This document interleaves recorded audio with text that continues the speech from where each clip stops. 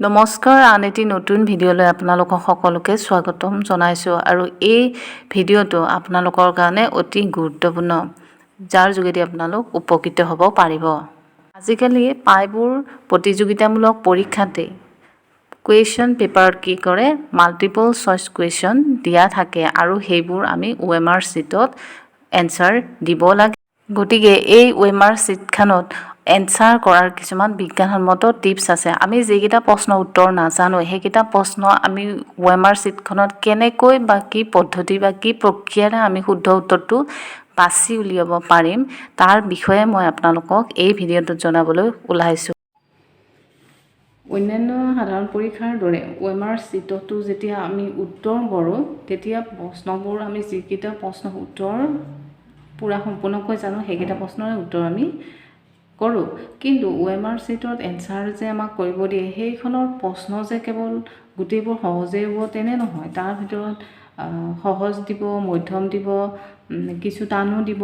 গতিকে এটা সংমিশ্ৰণত এখন প্ৰশ্নকাকত প্ৰস্তুত কৰা হয়। লগতে শিক্ষাৰ্থীৰ মনস্তাত্ত্বিক দিশৰ উপৰিও যুক্তিসংগত দিশটোও জড়িত হৈ থাকে, যাতে পৰীক্ষাৰ্থীয়ে নিজৰ যুক্তি প্ৰয়োগ কৰিও এনচাৰটো কৰিব পাৰে। গতিকে আমাৰ OMR শ্বীটৰ বা যিখন মাল্টিপল চইচ কুৱেশ্যনৰ পেপাৰ দিয়ে তাত কি হয়, আমি সকলোবোৰ প্ৰশ্ন উত্তৰ আমি নাজানো। তাৰ ভিতৰত দুই এটা প্ৰশ্ন কিছুমানৰ উত্তৰ আমি পূৰা কনফাৰ্ম নহয় বাৰু, অকণমান হয়তো কনফিউজন থাকে, লগতে কিছুমানৰ উত্তৰ আমি নাজানো। গতিকে সেই নজনা প্ৰশ্নকেইটা উত্তৰ আমি কেনেদৰে কৰিম? কিন্তু পৰীক্ষা হলত কি হয়, যেতিয়া প্ৰশ্ন উত্তৰ নাজানে তেতিয়া চিন্তা কৰি পৰীক্ষাৰ্থী কি হয় সময়বোৰ পাৰ কৰে, কিন্তু শুদ্ধ উত্তৰটো নোলায়। এনে উপৰুৱাকৈ তাত চাৰ্কুল কৰি দি থৈ অহা হয়। এতিয়া মই আপোনালোকক এটা টিপছ লগতে এটা পদ্ধতি ব্যৱহাৰ কৰিবলৈ কেনেকৈ আপোনালোকে এই পদ্ধতিটো ব্যৱহাৰ কৰি বা এই প্ৰক্ৰিয়াটো ব্যৱহাৰ কৰি এটা শুদ্ধ উত্তৰ আপোনালোকে উলিয়াব পাৰিব যিকেইটা প্ৰশ্ন উত্তৰ আপোনালোকে নাজানে বা কিছু কনফিউজন থাকে। এতিয়া ধৰা হওক আমি 1 নম্বৰ প্ৰশ্নটোৰ উত্তৰ জানো,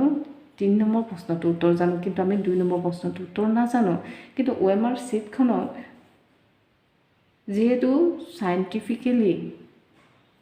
তাক বনোৱা হয়, গতিকে ইয়াক যধে মধে বনোৱা নহয়, গতিকে তাক চাইণ্টিফিকেলি যিহেতু বনোৱা হয়, গতিকে তাত পৰীক্ষাৰ্থীৰ লজিক কিছু প্ৰশ্নৰ ক্ষেত্ৰত লজিক বা মানসিক দিশটো জড়িত হৈছে, যাৰ যোগেদি তেওঁলোকে কি কৰিব পাৰে, নিজৰ মানসিক ক্ৰিয়া খটুৱাই প্ৰশ্নৰ সঠিক উত্তৰটো উলিয়াব পাৰে। গতিকে আমি 1 নম্বৰ প্ৰশ্নটোৰ উত্তৰ জানো, ঠিক তেনেকৈ আমি 3 নম্বৰ প্ৰশ্নটোৰ উত্তৰ জানো। এতিয়া যদি আমি 1 নম্বৰ প্ৰশ্নটোৰ উত্তৰ ধৰা হওক আমি আমি উত্তৰ জানিলোঁ চি।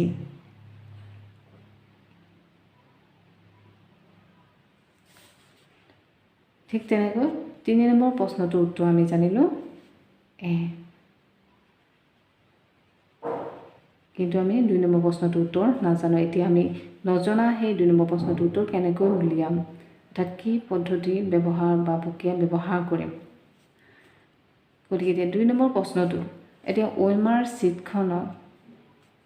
এনচাৰ কৰোঁতে তাত কিছুমান প্ৰক্ৰিয়া আছে আৰু সেই প্ৰক্ৰিয়াৰ মাজেদি যেতিয়া ফ'ল' কৰা হয় তেতিয়াহ'লে শুদ্ধ উত্তৰ এটা পাব পৰা যায়। গতিকে তাত কিন্তু প্ৰিফাৰেঞ্চ ছিকুৱেঞ্চ আৰু আউটলাইনাৰ্ছ মেথড ব্যৱহাৰ কৰি আমি যিকেইটা প্ৰশ্ন উত্তৰ নাজানো সেইকেইটা আমি কৰিব পাৰোঁ পৰীক্ষা হলত। গতিকে আমি 2 নম্বৰ প্ৰশ্নটো এতিয়া কি কয়, প্ৰিফাৰেঞ্চৰ ক্ষেত্ৰত ক'বলৈ গ'লে আমাৰ OMR শ্বীটত বিশেষকৈ বি অপশ্যনটোক বেছিকৈ প্ৰিফাৰেঞ্চ দিয়া হয়। গতিকে সেই অনুপাতে আমি 2 নম্বৰ প্ৰশ্নটোত আমি বিক প্ৰিফাৰেঞ্চ দিম। এতিয়া আমাৰ বাকী থাকিল এ অপশ্যন, চি অপশ্যন আৰু ডি অপশ্যন। এতিয়া এ, চি, ডিৰ ভিতৰত আমাৰ কি হ'ব, আমি জানো যে চিটো নহয়, আমি এইটো পূৰা কনফাৰ্ম যে 2 নম্বৰ প্ৰশ্নৰ উত্তৰ চিটো নহয়, গতিকে আমি চিটো বাদ দিলোঁ। এতিয়া কথা হ'ল থাকিল আমাৰ বাকী এ আৰু ডি।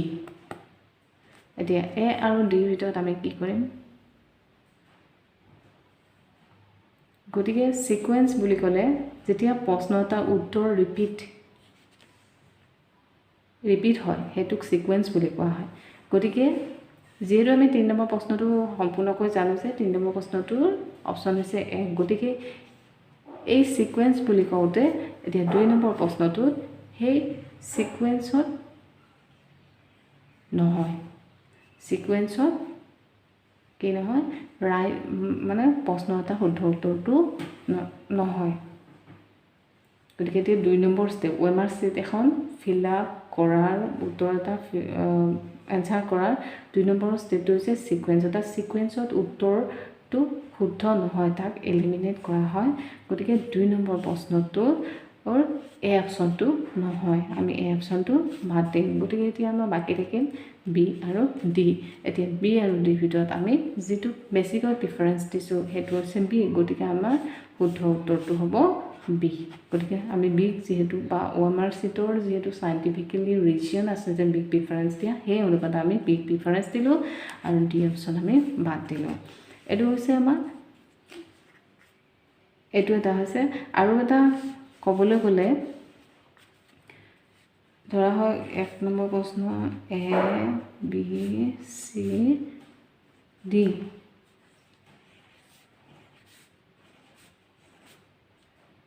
এটো মই আপোনালোকক সিকুৱেন্সৰ ওপৰত ক'বলৈ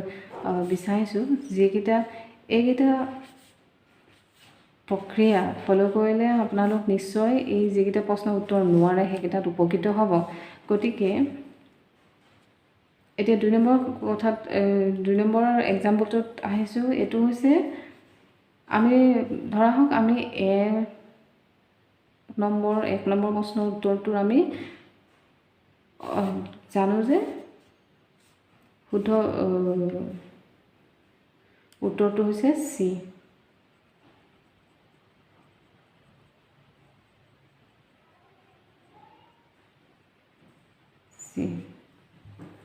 ঠিক তেনেকৈ আমি 2 নম্বৰ প্ৰশ্ন উত্তৰটো জানো কনফাৰ্ম এটো শুদ্ধ উত্তৰটো হৈছে সি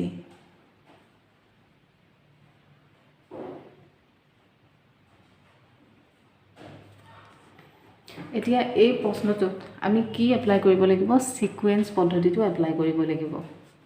গতিকে ইয়াৰ ক্ষেত্ৰত কি হ'ব আমি যেটো এই দুটা প্ৰশ্ন পালো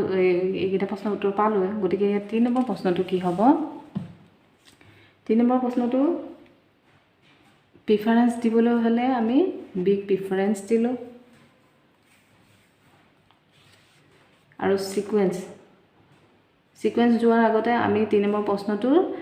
এটা উত্তৰ জানো দে সেই প্ৰশ্নটোৰ উত্তৰটো নহয় সেই প্ৰশ্নৰ উত্তৰটো সেই প্ৰশ্নটোৰ লগত কোনো সংগতি নাই সেই উত্তৰটো গতিকে সেই উত্তৰটো আমি বাদ দিলো ধৰি লওক এটো ডি উত্তৰটো আমি বাদ দিলো ইয়ে প্ৰশ্নৰ লগত কোনো একো সংযোগ নাই তাৰ প্ৰশ্নৰ উত্তৰৰ লগত বা প্ৰশ্নটোৰ লগত গতিকে এতিয়া বাকি থাকিল আমি এ আৰু সি এতিয়া বি আমি প্ৰিফাৰেন্স দিলো এ আৰু সি ভিতৰত আমি কি কৰিম এতিয়া সিকুৱেন্স ওএমআৰ সিটখনৰ 2 নম্বৰ ষ্টেপটো হৈছে সিকুৱেন্স অৰ্থাৎ সিকুৱেন্সত যেতিয়া উত্তৰ হয় এতিয়া আমি জানিলো যে ইয়াতে সিকুৱেন্স হৈছে সি আৰু ডি গতিকে এই সিকুৱেন্স কিটা নেক্সট ষ্টেপত ই ফলো নকৰে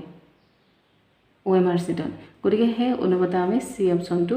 বাদ দিলো যেহেতু 2 নম্বৰ ষ্টেপটোত ওএমআৰ সিটৰ এনসাৰ কৰা 2 নম্বৰ ষ্টেপটোত কি নকৰে সিকুৱেন্স ফলো নকৰে গতিকে হে অনুপাতে আমি এটো বাদ দিলো এতিয়া আমাৰ বাকি থাকিল এ এতিয়া এ আৰু বিৰ মাজত আমি কোনটো বেছিকৈ প্ৰিফাৰেন্স দিম আমি বি প্ৰিফাৰেন্স দিম গতিকে ইয়াৰ যেহেতু সাইন্টিফিক্যালি ৰিজন আছে গতিকে সেই কাৰণে আমি বি প্ৰিফাৰেন্স দিম গতিকে এই দুটা আছে আৰু ইয়াৰ উপৰি আৰু এটা মেথড আছে যে আউটলাইনাৰ্স অৰ্থাৎ যেটো আমি কেতিয়াবা প্ৰশ্নবোৰত দেখো যে কিছুমান প্ৰশ্নৰ লগত সংগতি নথকা এনে উত্তৰ এটা দি দিয়ে সমান গতিকে সেইটো হৈছে অমিলটো বাদ দিয়া সেইটো হৈছে আউটলাইনাৰ্স মেথড এটা ধৰা হল এক্সাম্পল হিচাপে মই ধৰিলো টাইগাৰ দিলে কাউ দিলে হৰ্স দিলে কেট দিলে এইকেইটাৰ ভিতৰত আমাৰ কোনটো অমিল দেখিছোঁ আমি এইকেইটা দেখিছোঁ অকণমান ওখ ওখ কিন্তু এইটো কেট মেকুৰী সৰু গতিকে ইয়াক আমি উটটো কি দেখিলোঁ আউটলাইনাৰ্ছ হিচাপে আমি কেট দেখিলোঁ গতিকে এইটো হৈছে আউটলাইনাৰ্ছ ইয়াৰ উত্তৰটো হৈছে ডি গতিকে আউটলাইনাৰ্ছত কি হয় যিটো প্ৰশ্নৰ লগত কোনো সংগতি নাথাকে সেইটো উত্তৰে বাদ দিয়া আউটলাইনাৰ্ছত গতিকে এইকেইটা ষ্টেপ মই আপোনালোকক জনালোঁ এটা আছে প্ৰিফাৰেঞ্চ এটা ছিকুৱেঞ্চ আৰু এটা হৈছে আউটলাইনাৰ্ছ গতিকে এইকেইটা প্ৰক্ৰিয়া বা এইকেইটা ষ্টেপ আপোনালোকে ফ'ল' কৰি যিকেইটা প্ৰশ্নৰ উত্তৰ আপোনালোকে নোৱাৰে সেইকেইটা প্ৰশ্নৰ উত্তৰ শুদ্ধকৈ দিবলৈ পাৰিব